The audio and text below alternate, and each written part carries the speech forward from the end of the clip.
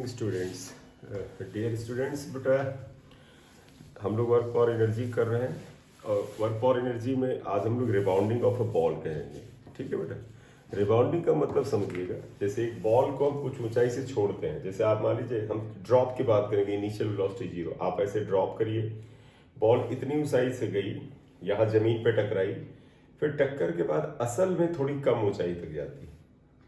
पहले यहाँ से गिराई आपने, ये गई, मान ली 10 मीटर से गिराई, नीचे गई, टक्कर के बाद अब हो सकता है 9 तक जाए, फिर नीचे आएगी, फिर टक्कर के बाद क्या होगी, और कम ऊंचाई तक जाएगी, फिर टक्कर के बाद और कम ऊंचाई। इस तरह से बहुत से टक्कर, यानी इस पे टिप्पे खा के इस पे रिबाउंड करके धीरे धीरे धीरे धीरे धीरे धीरे जाके रुक जाएगी। तो हम इसी घटना को इस यहाँ पर कैलकुलेशन में ला रहे हैं। तो rebounding of a ball important है। फार्मूले जो हैं इसके जो आए उनको आप डायरेक्ट लगा देंगे तो भी आपको अच्छा खासा फायदा होगा। Rebounding of a ball, rebounding of a ball ले रहे हैं। ठीक है बेटा, देखिएगा रिबाउंडिंग ऑफ बॉल में हम सबसे पहले ऐसे मान ले रहे हैं, देखिएगा गौर से कि टाइम के साथ ग्राफ बना रहा है। फिर मैं बता दूं, बॉल वहीं पे बार बार ऐसे उछल रही है, कम हाइट और कम हाइट और कम हाइट। जब मैं यहां बनाऊंगा तो मुझे लगा सर ये तो आगे जा रही, आगे नहीं जा रही, समय के साथ, टाइम के साथ क्या रहा वो बता रहे हैं। देखो बॉल यहां पर थी, इनिशियल वेलोसिटी u 0 था, एक से बॉल को आपने ड्रॉप किया, तो समझिएगा बॉल यहां पर थी, ड्रॉप किया, जमीन पे टकराई। जब जमीन पे टकराई, इसकी जब पहली टक्कर हुई, ये पहली टक्कर से ठीक पहले इसकी कुछ वेलोसिटी होगी, इसे मानो u0 मान लो, यानी जस्ट बिफोर फर्स्ट कोलिजन इसकी वेलोसिटी u0 हुआ। आफ्टर कोलिजन इसकी वेलोसिटी कुछ होगी, फिर ये कुछ ऊंचाई तक जाएगी, फिर टक्कर होगी, फिर कम ऊंचाई तक जाएगी, फिर टक्कर होगी, फिर और कम ऊंचाई तक जाएगी। इस तरह धीरे धीरे ये बॉल जाके रुक जाती है। ठीक है, ये तो देखो ये वेलोसिटी u0 है। सपोज फर्स्ट इंपैक्ट के बाद, this is first impact, first टक्कर है ना बेटा, इसके बाद इसकी वेलोसिटी v1, ये जिस हाइट से चली थी बेटा, जिस हाइट से हमने या आपने ड्रॉप किया था, उस हाइट को हम h0 ले लेंगे। ध्यान रखिएगा a से 1 टक्कर के बीच में यहां से यहां तक गिरने में जो टाइम था वो t0। ठीक है, फिर ये बॉल यहां पर गई, इसकी हाइट h1 है, इस पॉइंट पर गई, इस पॉइंट को b ले लो। फिर सेकंड टक्कर हुई इसकी, सेकंड टक्कर से पहले एक चीज पता है, बिफोर कोलिजन इसकी वेलोसिटी अगर v1 थी तो आफ्टर फर्स्ट कोलिजन वेलोसिटी अगर v1 थी तो यहां से जाके जब यहां आएगी तो इसकी वेलोसिटी v1 ही होगी। तो इसे h1 ले लिया, ये वेलोसिटी v1 ही होगी, यही टक्कर के बाद कम हो गई होगी, v2 हो जाएगी, फिर ये h2 हाइट तक जाएगी, c पॉइंट तक गई। यहां पे तो पता है जब हाईएस्ट पॉइंट है तो नेचुरली वेलोसिटी 0 होगी, ये पॉइंट b था, यहाँ वेलोसिटी जो भी है 0 है। ये पॉइंट C है, यहाँ वेलोसिटी 0 है। ये पॉइंट अगर D है, यहाँ भी वेलोसिटी 0 है। यहाँ पर वेलोसिटी इतने के बराबर होगी v2, फिर ये टक्कर के बाद velocity v3, third impact, fourth impact and so on. Suppose infinity टक्कर के बाद ये रुकती है, मतलब एक बार टकराई, 2 बार टकराई, 3 बार। ये मत समझना कि बॉल को हमने ऐसे फेंका। कई बच्चा कहता है कि सर असल में आपने बॉल को यूं फेंका तो यूं टकरा रही। नहीं बेटा, ये टाइम के साथ ग्राफ है, एक्स एक्सिस पर हमने टाइम लिया है, मतलब आपने ड्रॉप किया, कम ऊंचाई और कम ऊंचाई, उसी को हम समय के साथ बना रहे हैं। ठीक है, अब हुआ कि सर इसमें निकालें क्या? आप देखो, एक तो हम निकाल सकते हैं कि पहले टक्कर के बाद वेलोसिटी, दूसरे टक्कर के बाद वेलोसिटी, और इसलिए nth टक्कर के बाद वेलोसिटी क्या है। तो हम पहले बेटा a से 1 तक ले रहे हैं, तो देखिएगा from a to 1, initial velocity 0, just before striking velocity u0 निकालना है। यहां से यहां तक गिरने में हाइट ही आएगी, तो हम ये वाला फॉर्मूला लगा रहे हैं। देखो v² = u² + 2gh। v² मतलब ये फाइनल वेलोसिटी, v की जगह u0² आएगा, u का मतलब इनिशियल वेलोसिटी 0 आएगा, +2 g नीचे की तरफ -g होता है, h भी नीचे की तरफ है -h0। तो आप देखें तो u0 = अगर आप निकालें तो ये हो जाएगा √2gh, यानी velocity just before first collision, पहले कोलिजन से पहले ये वेलोसिटी है। क्लियर? तो this is the velocity just before first impact, पहले इम्पैक्ट से पहले की वेलोसिटी आपने निकाली। ठीक है, अब ध्यान रखना बेटा, रियल लाइफ में बात हो रही है ना, पहले टक्कर के बाद कम ऊंचाई तक गई बॉडी, तो कम ऊंचाई का मतलब एनर्जी का नुकसान हुआ, तो इसका मतलब है रेस्टिट्यूशन है यहाँ। तो अगर हम यहाँ बात करें, if E is coefficient of restitution, अगर कोएफिशिएंट ऑफ रेस्टिट्यूशन E है, तो अब आप ध्यान दीजिएगा, अगर कोएफिशिएंट ऑफ रेस्टिट्यूशन E है तो इस जगह देखो बेटा, टक्कर के बाद वेलोसिटी v1, टक्कर से पहले वेलोसिटी u0, तो तुम सबको याद है E इक्वल टू होता है relative velocity of separation upon relative velocity of approach। देखो बेटा, relative velocity of separation v1 है, सिर्फ न्यूमेरिकल वैल्यू ले रहे हैं, डायरेक्शन को नहीं। relative velocity of approach u0 है। तो अगर मैं तुमसे कहूं v1 की वैल्यू क्या है, देखो v1 इक्वल टू आया e u0, तो यहां पर therefore कह सकते हैं v1 equal to e u0। ये आप इसे ध्यान में रख सकते हैं अपने, ठीक है बेटा। या u0 की वैल्यू रखनी तो ये भी रख सकते, v1 इक्वल टू e, देखो e का मतलब e की पावर 1 √2gh0, आप इसे इस्तेमाल करें, इसे हम लोग देख लेंगे, हम लोग तय कर लेंगे क्या है। ठीक, अब जरा यहां आइएगा, बताओ बेटा, ये v1 वेलोसिटी से गया, तो जब आएगा तो ये भी वेलोसिटी v1 होगा, एक बार निकालें v2 क्या होगा, तो आप देखिएगा एट पॉइंट 2, ये सेकेंड इंपैक्ट पे। फिर ध्यान रखिएगा, कोएफिशिएंट ऑफ रेस्टिट्यूशन की तो वही डेफिनेशन है, क्या बेटा, वेलोसिटी ऑफ सेपरेशन, देखो वेलोसिटी ऑफ सेपरेशन ये है, वेलोसिटी ऑफ अप्रोच v1 है, तो इसका मतलब v2 which is velocity after second impact, दूसरे टक्कर के बाद वेलोसिटी हो जाती है, वो आ जाती है ev1। अब ध्यान देना, यहां वैल्यू रख रहे हैं, देखो e v1 की वैल्यू देखो e u0 था, तो इसका मतलब है v2 equal to e square u0 है। आप इसको मन हो 4 नंबर ऐसे लिखें, या u0 की वैल्यू लिखना चाहते हैं √2g, ये h0 था तो h0 ही लिख देना बेटा। तो देखो v2 इक्वल टू हो जाएगा e स्क्वायर √2g h0, ये है। अब एक अंदाजा मिल गया, बट आप ध्यान दीजिएगा मेरा sir, velocity after first impact ये है, तो आप इसे लिख सकते थे ऐसे कि वेलोसिटी आफ्टर फर्स्ट इंपैक्ट यानी टक्कर बेटा, ये था। ये वेलोसिटी आफ्टर सेकंड इंपैक्ट है, वेलोसिटी आफ्टर सेकंड इंपैक्ट आ गया ये। तो एक चीज तुमने देखा बेटा, अगर यहाँ फर्स्ट इंपैक्ट v1 है तो e की पावर 1 है, तो यहाँ v2 है यानी 2 है तो e की पावर 2 है, तो बताओ v3 में क्या होगा, बताइएगा। सिमिलरली v3 क्या आ जाएगा, ध्यान दीजिएगा, v3 इक्वल टू हो जाएगा e cube √2gh0, v4 equal to e power 4 √2gh0। या अब बताओ, अगर मैं कह दूं वेलोसिटी आफ्टर nth इंपैक्ट, यहां अगर n आएगा तो यहां क्या आएगा, n आ जाएगा, तो आप ध्यान दीजिएगा इसमें। तो आप फाइनली क्या लिख सकते हो, देयरफॉर वेलोसिटी, मैं इसको हटा के यहां पे लिख देता हूं क्योंकि इसकी हमें जरूरत पड़ सकती है। Therefore velocity after nth impact, अगर हम इसे vn लिखें तो पहला तो आएगा e की पावर n u0 लिख सकते हो, क्योंकि √2gh0 u0 के बराबर है, या vn इक्वल टू e की पावर n √2gh0, दोनों लिख सकते हो। चाहे आप ये लिखो, कम शब्दों में याद रखना तो ये लिखो, या ठीक बेटा। तो पहले टक्कर के बाद वेलोसिटी क्या है पता चल गई आपको, दूसरे टक्कर के बाद क्या है, तो आप इस फॉर्म में याद रखो, ज्यादा अच्छा रहेगा। ठीक है बेटा, इसे नोट करो, एक स्क्रीनशॉट लो, फिर आगे बढ़ाएं इसे।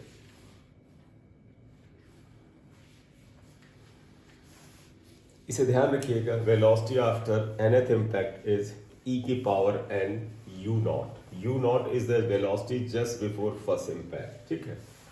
अब बात करना चाहते हैं कि पहली टक्कर के बाद इसकी हाइट कितनी होगी, तो हम निकालना चाहते हैं हाइट आफ्टर nth इम्पैक्ट। तो इसे हटा रहा हूं बेटा, अब हमें हाइट चाहिए आफ्टर nth इम्पैक्ट। तो अब हमें हाइट निकालनी,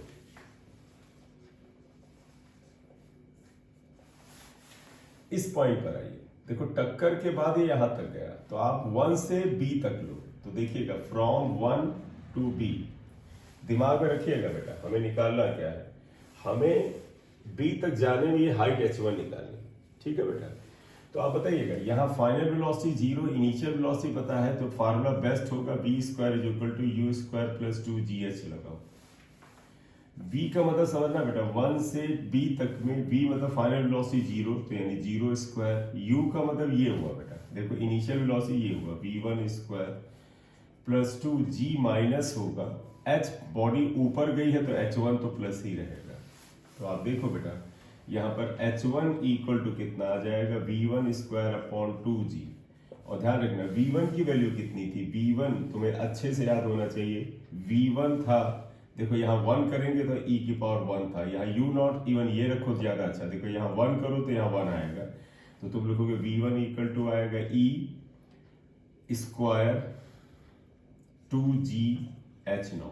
हमने स्क्वायर कर दिया बेटा, देखो v1 का स्क्वायर, ये यहाँ v1 करो तो यहाँ 1 आएगा, स्क्वायर करोगे तो यहाँ 2 आ जाएगा, और ये स्क्वायर रूट हट जाएगा, 2gh0 ने 2g कैंसिल हुआ, और ये बड़ा अच्छा आया। देखो फर्स्ट इम्पैक्ट के बाद वेलोसिटी e² h0 है, वेलोसिटी आफ्टर फर्स्ट इम्पैक्ट, ये sorry height after first impact, इसको इक्वेशन x1 लिख सकते हैं। तो दिस इज हाइट, ऊंचाई आफ्टर पहला इम्पैक्ट। यहां पर देखो बेटा दुगना होता है, अगर यहाँ पहले इम्पैक्ट के बाद हाइट यहाँ 1 तो यहाँ 2 होता है, यहाँ 2 होगा तो बेटा उसका दुगना 4, यहाँ पे 3 होगा तो उसका दुगना 6, ठीक है। अब अगर तुम्हें h2 निकालना तो एक बार यहां से यहां तक बात कर लो। नाउ फ्रॉम 2 to C, 2 से C आओ, फिर देखो बेटा लगाओ v² = u² + 2gh। बेटा यहां से यहां तक देखो फाइनल वेलोसिटी 0, u का मतलब v2, तो ये हो जाएगा v2² + 2 - g, और h की जगह h2, तो h2 = v2² 2g। v2 बेटा देखो यहाँ 2 लिखें तो यहाँ पर क्या आएगा, 2 आएगा, और उसका अगर स्क्वायर करें तो 4 हो जाएगा, या मन ऐसे लिख दो, देखो यहाँ पे 2 तो यहाँ 2 यानी e², और ये √2gh था वैसे ही लिख दो, और इसका स्क्वायर कर दो अपॉन 2g। तो आप देखिएगा क्या आता है, h2 आ जाएगा e⁻4 2gh0 upon 2g, cancel हुआ तो e⁻4 h0। तो हाइट आफ्टर nth इम्पैक्ट जो आ रहा है e⁻4 h0 है, सॉरी सेकेंड इम्पैक्ट जो आ रहा है e⁻4 h0। एक अंदाजा मिल गया, यहाँ जब 1 तो यहाँ 2, यहाँ जब 2 तो यहाँ 4। सिमिलरली बताइएगा बेटा, सिमिलरली अगर हम जाए यहाँ अगर n आएगा, देखो इसका दुगना आता है, यहाँ 2 का यहाँ 4, तो यहाँ n तो यहाँ 2n, तो यहाँ सिमिलरली क्या लिख सकते हो, height after nth impact, nth impact के बाद हाइट अगर hn लिखें बेटा, तो यहाँ जब n तो यहाँ 2n, तो e⁻2n h0। ये याद रखना, बड़ा जैसे ये याद रखना इंपॉर्टेंट है, वैसे ही e⁻2n h0 होता है, ये याद रखना भी आपके लिए इंपॉर्टेंट है। क्लियर? आप चाहें तो इनको कलेक्टिवली इक्वेशन स्टार लिख दें, तो इसे इक्वेशन 2 स्टार लिख, राइट? ये इतना है। अब टाइम निकाल सकते हैं यहाँ पर, तो आप बताइएगा, जरा सा देखिएगा यहां से यहां तक आने में टाइम क्या लगे। जैसे ये हाइट निकाला टाइम, आप एक बार इसे नोट कर ले बेटा, स्क्रीनशॉट ले लीजिए, फिर लिखते हैं।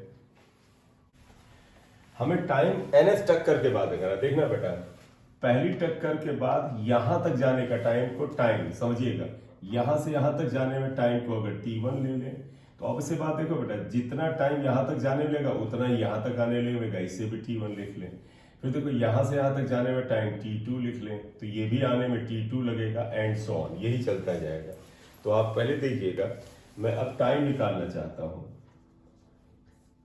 तो देखिएगा फ्रॉम A to 1 ले, अगर हम A से 1 तक इसे लगाते हैं तो आप देखिएगा, अगर A से 1 तक आते हैं, ये टाइम पता करना है। आपको बेस्ट होगा, देखो हमें u0 भी पता है, ये भी पता है, तो v equal to u plus a t भी लगा सकते हो, तो हम यही लगा रहे हैं, v equal to u plus g t. v देखो बेटा यहाँ पर क्या है, v इज माइनस u0 है, नीचे की तरफ है, u कितना है 0 है, g को माइनस जी, t को t0 लिख लो बेटा, मैंने यहां से यहां तक ये डेटा लगा दिया, ठीक है। अब हमें t चाहिए था, तो देखो t0 equal to minus u0 upon g आएगा, और ये भी माइनस जी था, ये कैंसिल हुआ, प्लस हो गया।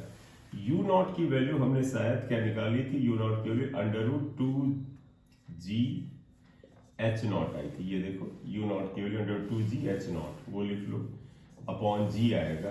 तो टाइम ये आया बेटा, इसको अगर इसके अंदर ले जाए पूरे स्क्वायर रूट में, 2gh0 अपॉन जी स्क्वायर, इसको स्क्वायर रूट में लाएंगे तो स्क्वायर लिखना होगा, कैंसिल करें तो देखो t0 इज √2h0 अपॉन जी, यानी t0 तो आपको ऐसे भी ध्यान रहेगा कि सर यहां से पहली टक्कर के बीच में जमीन से टकराने तक में टाइम कितना लगा, t0, और ये √2h0 अपॉन जी आता है।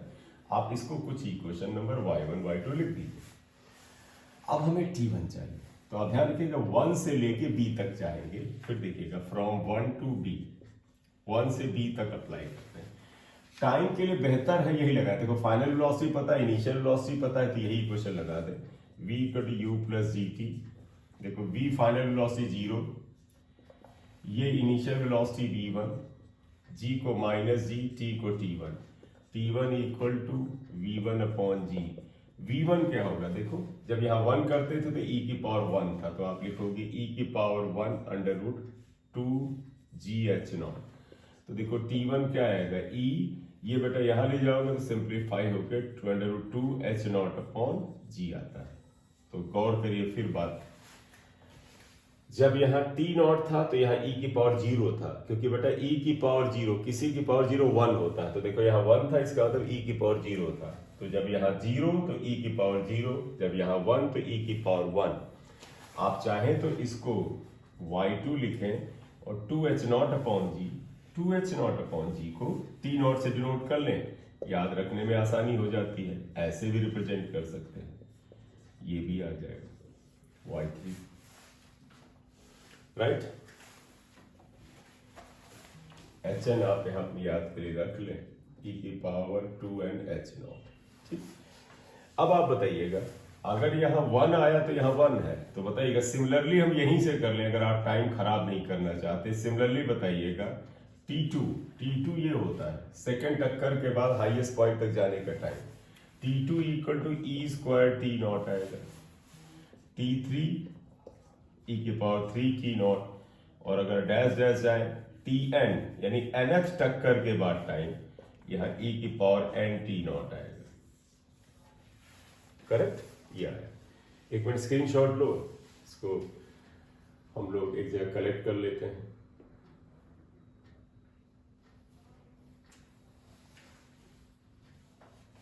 ठीक, ले लिया ये है। तो देखिएगा time, therefore time to reach highest point after nth impact, मतलब tn का मतलब क्या वो बताया, इसे अगर tn लिखें तो e की पावर n t0 या tn इक्वल टू e की पावर n √2h0 अपॉन जी। आप इसको संभाल के लिख सकते हैं और इसे आप इक्वेशन 3 स्टार कह सकते हैं, ठीक है बेटा। तो ये वैल्यूज आ गई यहां तक।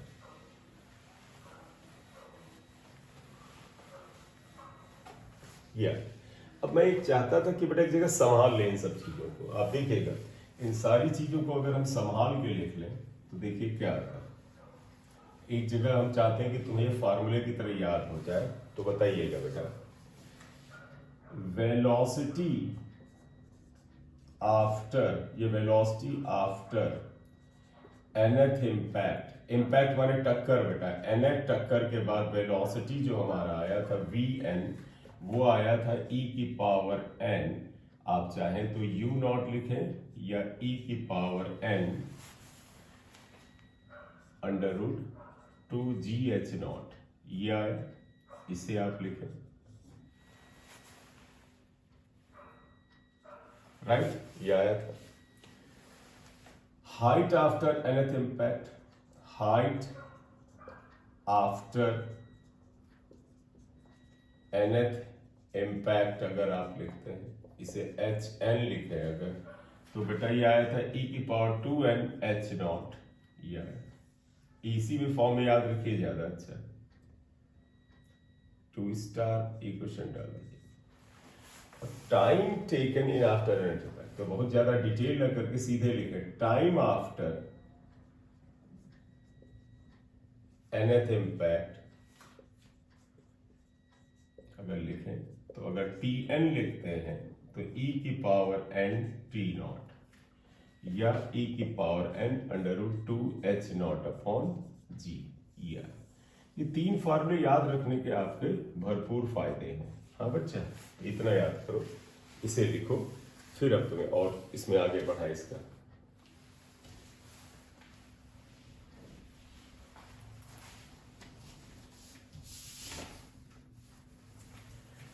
चलिए, अब इसमें हम एक्चुअली ये निकालना चाहते हैं, ध्यान रखिएगा, total distance covered, total distance covered before stopping, before stopping, अगर हम इसे h से लिख दें, h से लिख दिया चलो हमने, तो वो इसका मतलब क्या हुआ, बड़ा ध्यान दीजिएगा। जैसे आपने h नॉट ऊंचाई से एक बॉल को ड्रॉप किया, तो पहले वो h नॉट नीचे गया, थोड़ा कम ऊंचाई h1 तक ऊपर आया, फिर h1 नीचे आया, फिर h2, फिर नीचे, फिर और फाइनली मान लें इन्फिनिटी टक्कर के बाद रुक गया।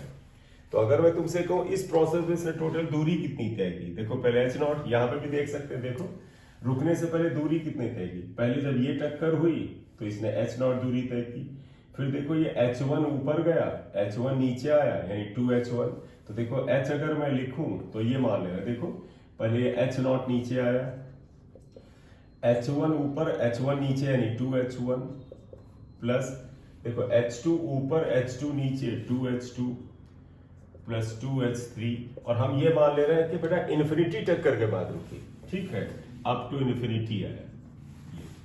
तो इतनी डिस्टेंस, अगर हम इन सारी डिस्टेंसेस को जोड़ डालें तो आपको पता चल जाएगा कि पार्टिकल, देखो बेटा एक बार h नॉट नीचे आया, ऊपर गया, नीचे आया, ऊपर, ऐसे ऐसे ऐसे बहुत से टक्कर के बाद रुक गया, तो इस समय उसने एक्चुअल जो दूरी तय की थी बार बार ऊपर नीचे जाने, वो पता करना है।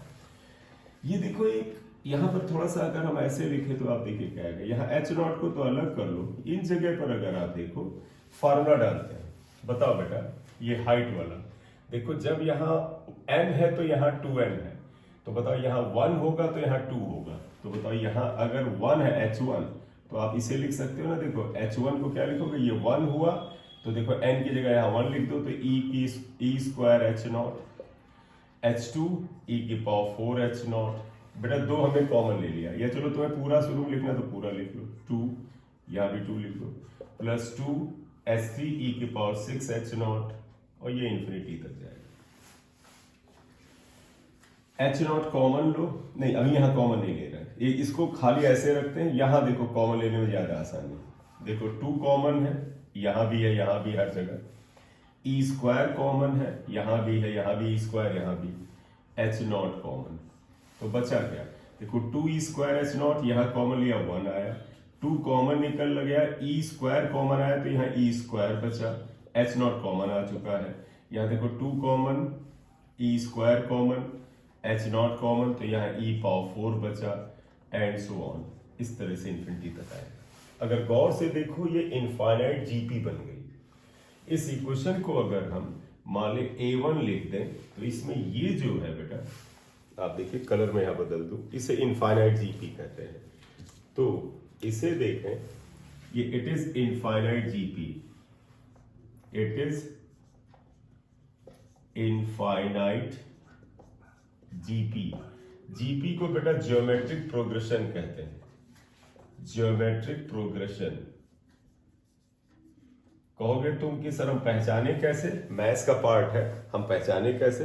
बड़ा सिंपल सा तरीका है पहचानने का, आपको मिल जाएगा। देखिए ये क्या होता है, जब भी आपको कभी लगे कि पिछले नंबर में, जैसे पहला टर्म है, इसमें खास वैल्यू से मल्टीप्लाई करने पे दूसरा आता है, फिर दूसरे में उसी वैल्यू से मल्टीप्लाई करने पे तीसरा आता है, फिर सेम वैल्यू से मल्टीप्लाई करने पे चौथा आता है। कैसे देखो, ये 1 है, 1 में ई स्क्वायर से मल्टीप्लाई करो ये आया, फिर इसमें ई स्क्वायर से मल्टीप्लाई करो ये आया, फिर ई स्क्वायर से मल्टीप्लाई करो ई के पावर 6 आएगा। जब सेम वैल्यू से मल्टीप्लाई करने से अगला टर्म आता है तो इसे जीपी कहते हैं। उल्टा भी पहचान सकते हो, तुम कह सकते हो कि सर सेकंड में फर्स्ट टर्म को डिवाइड करें। देखो बेटा ई स्क्वायर अपॉन 1 करें तो क्या बचेगा, ई स्क्वायर, ई की पावर 4 अपॉन ई स्क्वायर करें फिर ई स्क्वायर आएगा, यहाँ ई की पावर 6 अपॉन ई पावर 4 करें तो फिर ई स्क्वायर आएगा। यानी सेकंड टर्म में फर्स्ट को डिवाइड करें, थर्ड में सेकंड को डिवाइड करें, फोर्थ में थर्ड को डिवाइड करें। ऐसा करने में अगर सेम वैल्यू आपको बार बार मिलती है तो ये जीपी की पहचान है। If you are multiplying with the same number, you are getting the next term, then it is the symbolism of GP. या if you are dividing the second term with the first, third with second, fourth with third, and you are getting the same value after dividing, इसका मतलब ये GP की निशानी है। यहां पे देखो ऐसा ही हो रहा है। ठीक, थोड़ा सा ये पोर्शन में अगर हम मिटाएं, आप इतना लिख लिया तो मुझे बेटा इसे सिंप्लीफाई करना पड़ेगा तो थोड़ा और समझा दे तुम्हें। ठीक, देखो ये याद रखना ई की power n t nought plus,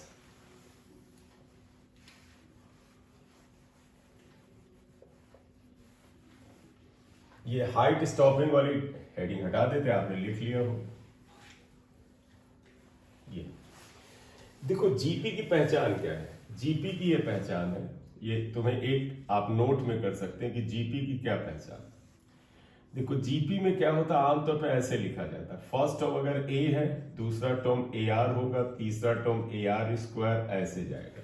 तो देखो इसमें अगर आप इसमें से इसे डिवाइड करें तो आर बचेगा, इसमें इसे डिवाइड करें तो फिर आर बचेगा। तो ये एक जीपी की पहचान है, जैसे यहां आ रहा था।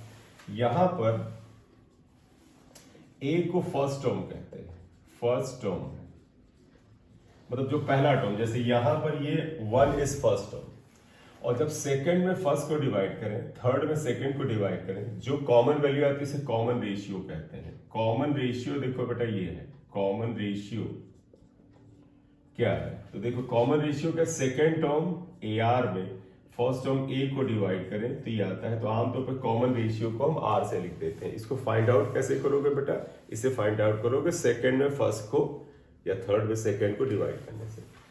ये इनफाइनाइट जीपी है, एक फार्मूला होता है बेटा, sum of infinite GP. Sum of infinite GP क्या होता है, एस इन्फिनिटी, इनफाइनाइट के लिए बेटा एक ट्रू है, ए अपॉन 1 माइनस आर, ये फॉर्मूला लिखना है, जहां ए क्या है फर्स्ट टर्म है, आर क्या है कॉमन रेशियो। ठीक है, this formula is to be applied here, याद रखेंगे। ठीक, तो देखो इस इक्वेशन में ये है, यहां पर अगर हम ये लगाएं तो आप देखिएगा, मैं ये हटा दूं बेटा, आप देखिएगा ये क्या लिखोगे, ये इनफाइनाइट जीपी था। तो आप बताइएगा सम ऑफ इनफाइनाइट जीपी, बताओ एस इन्फिनिटी क्या होगा। ये इनफाइनाइट जीपी है, इसका सम एस इन्फिनिटी क्या होता है, ए अपॉन 1 माइनस आर। ए बेटा देखना फर्स्ट टर्म यहाँ 1 है, अपॉन 1 माइनस आर क्या आएगा बेटा, देखो सेकेंड टर्म में फर्स्ट को डिवाइड करो तो ई स्क्वायर में 1 को डिवाइड करो तो ई स्क्वायर ही आएगा। तो इसका मतलब एस इन्फिनिटी ये टर्म बचा।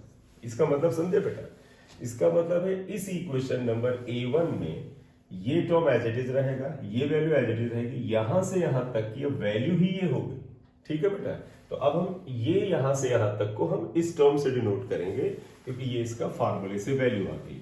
तो इसलिए अगला स्टेप क्या है, देखो therefore h इक्वल टू, ध्यान दीजिएगा बेटा, h not plus 2 E square H not,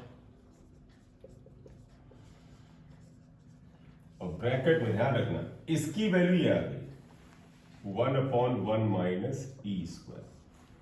तो अगर आप इसमें जाएं तो देखो कुछ कॉमन यहाँ आ रहा, एच नॉट कॉमन आ रहा है, निकाल लो। तो यहाँ बचेगा 1 प्लस, देखो यहाँ 1 बचा, यहाँ 2e square upon 1 minus E square. तो ये एच नॉट आएगा, एलसीएम ले लो 1 माइनस ई स्क्वायर, तो ये बचेगा 1 minus E square plus 2e square. तो h इक्वल टू ये आया, देखो एच नॉट ई स्क्वायर इसमें करेंगे तो ये आएगा 1 plus E square upon 1 minus E square.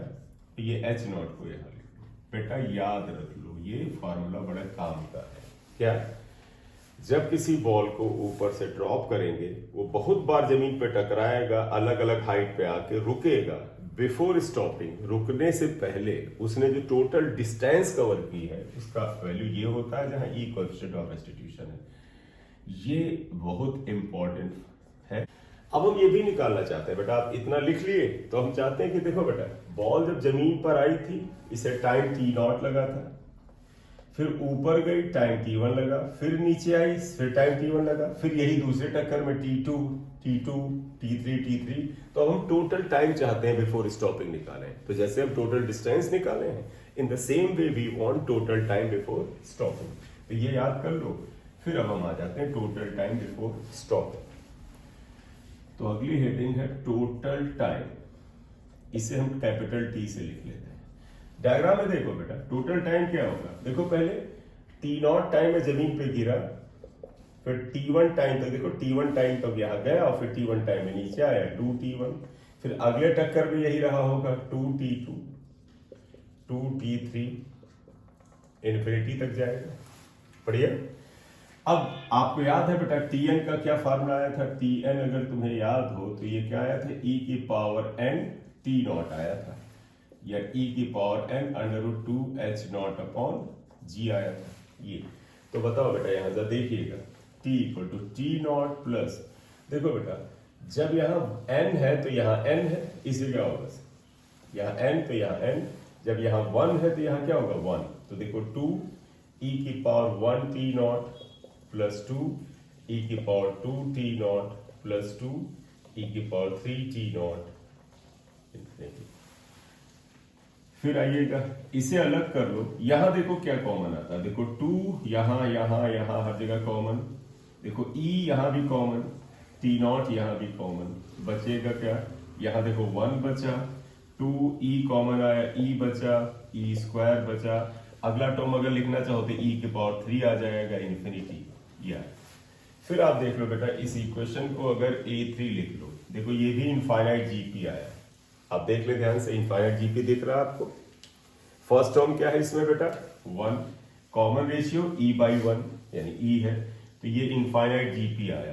तो बताइएगा s इन्फिनिटी क्या आएगा, a upon 1 minus r, formula यही है, s infinity is a upon 1 minus r, a है 1 माइनस आर ई बाई 1 यानी e आएगा ये। तो इसका मतलब क्या हुआ बेटा, इस इक्वेशन नंबर A3 का इसे A2 लिखना, A3 हमने A2 यूज नहीं किया, तो A2 इक्वेशन A2 में इस पूरे टर्म की वैल्यू ही इतनी हो गई। तो अगर इसको अब ऊपर ले जाइए और सिंप्लीफाई करिए तो देखो क्या आ जाता है,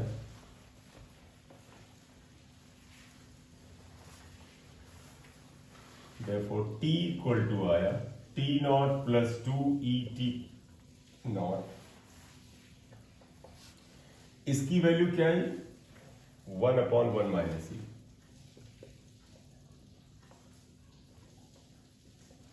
अब देखना बेटा, T nought plus 2et not upon 1 minus E, T not common ले लो तो यह आएगा 1 प्लस 2e अपॉन 1 माइनस ई,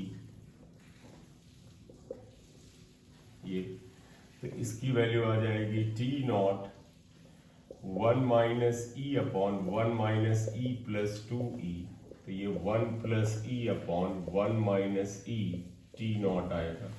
तो अब आप देखो इसका क्या आया, इसका एक बार नोट कर लो बेटा, क्या टाइम टी जो आया, टाइम टेकन बिफोर स्टॉपिंग, वो आया 1 plus e upon 1 minus E T not, ये आता है। टी नॉट की वैल्यू डालना चाहो तो वो भी डाल सकते हो, 1 plus e upon 1 minus e under root 2h0 upon g, ये ऐसे भी याद करने के लिए बेहतर। ठीक, तो ये आया टोटल टाइम बिफोर स्टॉपिंग, हमने टोटल डिस्टेंस भी पढ़ लिया था, इतनी चीज है, इसे नोट करो बेटा 1 सेकेंड। चलिए अब एक न्यूमेरिकल इसी रिबाउंडिंग पे ले लें बेटा, 1 या 2 न्यूमेरिकल ले लेते हैं।